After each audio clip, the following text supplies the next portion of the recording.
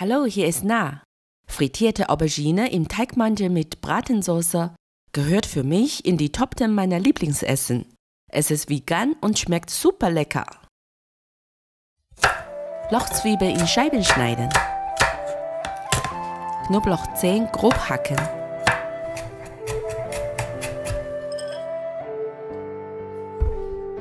Spitzpaprika in Stücke schneiden. Aubergine schneiden wir kurz vor Frittieren, damit sie nicht oxidieren.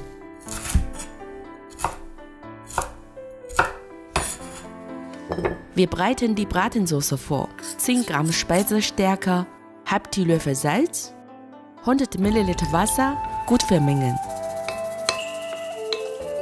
Ein Esslöffel heller Sojasauce, halber Esslöffel dunkler Sojasauce, ein Esslöffel Essig, wenig Pfefferpulver, ein Teelöffel Zucker, so lange rühren, bis alle Zutaten im Wasser vollständig lösen.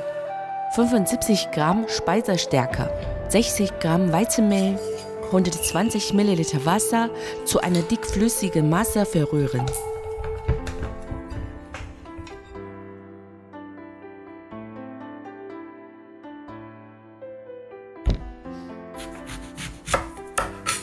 Aubergine schälen, in grobe Stücke schneiden.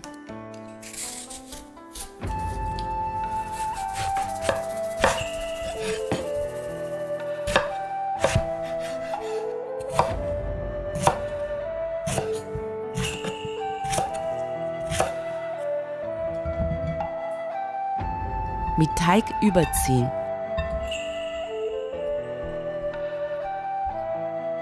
Reichliches Frittieröl auf 180 Grad erhitzen. Bläschen entstehen, los geht's!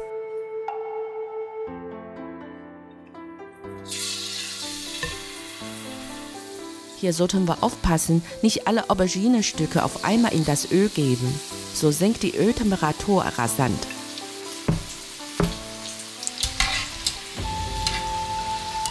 Die Auberginen bei mittlerer Hitze 2 bis 3 Minuten frittieren.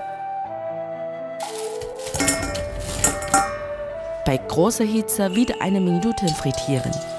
So bleiben die Auberginen knusprig.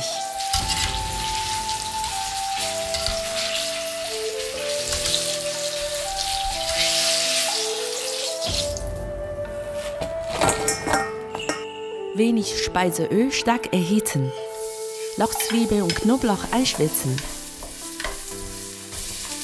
Spitzpaprika mit wenig heller Sojasauce anbraten. Auf mittlere Hitze umschalten.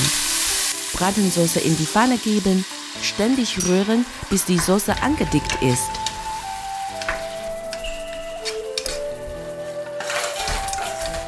Die Auberginestücke mit Sauce ganz kurz überziehen.